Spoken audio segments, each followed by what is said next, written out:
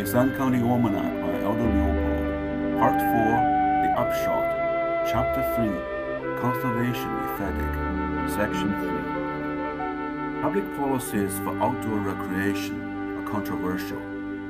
Equally conscientious citizens hold opposite views on what it is and what should be done to conserve its resource base.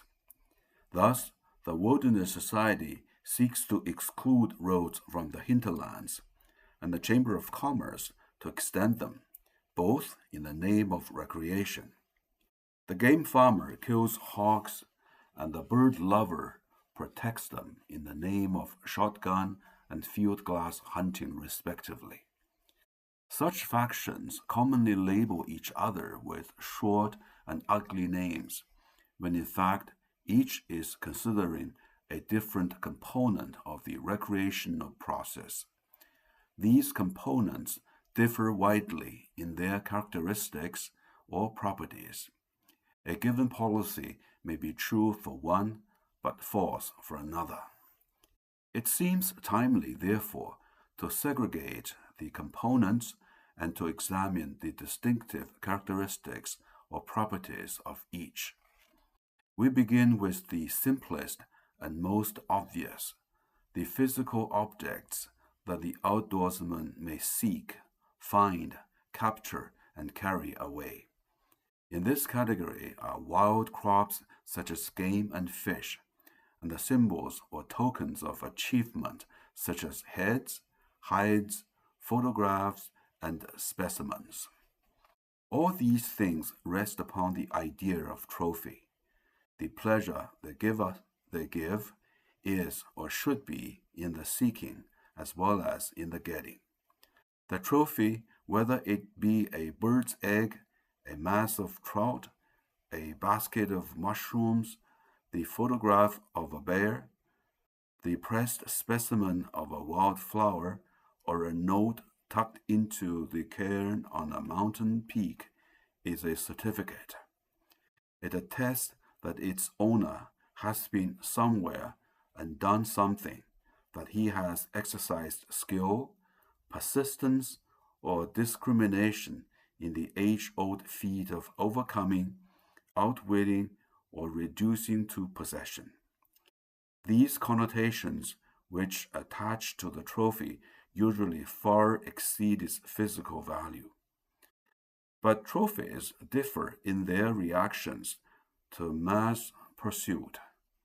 The yield of game and fish can, by means of propagation or management, be increased so as to give each hunter more or to give more hunters the same amount. During the past decade, a profession of wildlife management has sprung into existence.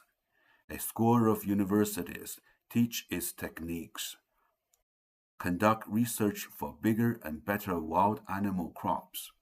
However, when carried too far, this stepping up of yields is subject to a law of diminishing returns. Very intensive management of game or fish lowers the unit value of the trophy by artificializing it. Consider, for example, a trout raised in a hatchery and newly liberated in an overfished stream. The stream is no longer capable of natural trout production. Pollution has fouled its waters, or deforestation and trampling have warmed or silted them.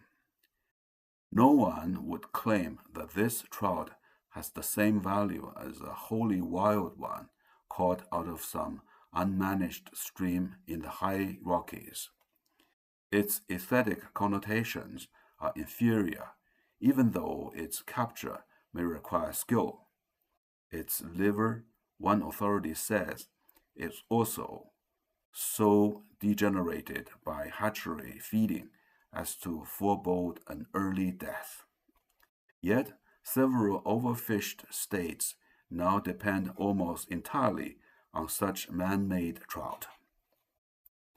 All intergrades of artificiality exist, but as mass use increases, its It tends to push the whole gamut of conservation techniques toward the artificial end, and the whole scale of trophy values downward. To safeguard this expensive, artificial, and more or less helpless trout, the Conservation Commission feels impelled to kill all herons and terns visiting the hatchery where it was raised, and all mergansers and otters inhabiting the stream in which it is released. The fisherman perhaps feels no loss in this sacrifice of one kind of wildlife for another, but the ornithologist is ready to bite off 10 penny nails. Artificialized management has, in effect, bought fishing at the expense of another and perhaps higher recreation. It has paid dividends to one citizen out of capital stock belonging to all. The same kind of biological wildcatting prevails in game management. In Europe, where wild crop statistics are available for long periods, we even know the rate of exchange of game for predators.